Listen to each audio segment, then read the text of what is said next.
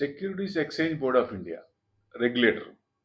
Markets అంటే NSC, BSc ఎక్స్చేంజ్ని regulate చేయడానికి, అది కంట్రోల్ చేయడానికి, వాళ్ళ మీద శీతకన్ను పెట్టి ఏమి తప్పులు జరగకుండా చూడటానికి పెట్టారు. ఇప్పుడు ఆర్బీఐ బ్యాంక్స్ ఉంటాయి కదా, ఆర్బీఐ అట్లానే దీనికి షేర్ మార్కెట్స్కి రెగ్యులేటర్ ఎన్ఎస్సి, బిఎస్సి ఎక్స్చేంజ్కి రెగ్యులేటర్స్ సెబీ.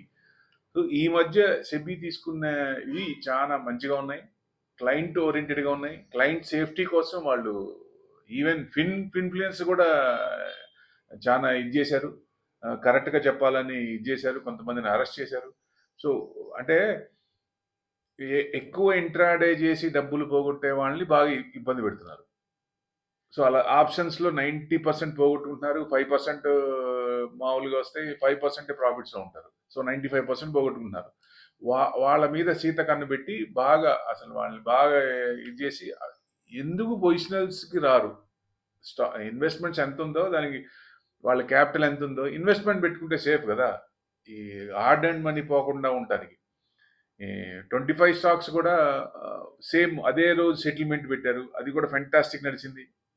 సో ప్రాబ్లమ్స్ ఏం లేవు, ఇప్పుడు దాకా అయితే ప్రాబ్లమ్స్ ఏం బయటికి రాలేదు. సో డెఫినెట్గా మనకి జస్ట్ ఇంకా అంటే 1 week, maybe max to max 1 week, 10 డేస్లో ఇవి కూడా మనకి సెటిల్మెంట్ అయిపోతాయి. అమ్మిన రోజు సాయంత్రానికల్లా మనకు డబ్బులు వస్తాయి. ఇప్పుడు మార్నింగ్ 9:15 to 1:30 దాకా అన్నారు కదా, తర్వాత 3:30 దాకా చేస్తారు.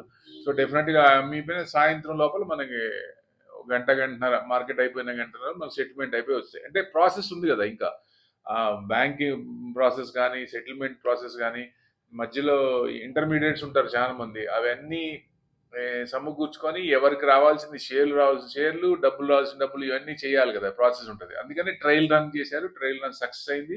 సో మంచి రిపోర్ట్ వస్తుంది. అంటే ఈ మధ్య సెబీ తీసుకునే డిసిషన్స్ చాలా మంచిగా ఉన్నాయి. డెఫినెట్గా client oriented, client safety precautions ఉన్నాయి, బాగున్నాయి. ఇట్లానే ఇంకా మాన్యువల్ కాకుండా ఈ ఆర్టిఫిషియల్ ఇంటెలిజెన్స్ కూడా వాడి వీటిల్లో ఇంకా ఎక్కువ తొందరగా ఏదన్నా ప్రాబ్లం వచ్చినప్పుడు ఇమీడియట్గా సాల్వ్ అవ్వట్లేదు, అది టైం పడుతుంది, 3 months 6 months అట్లా పడుతుంది.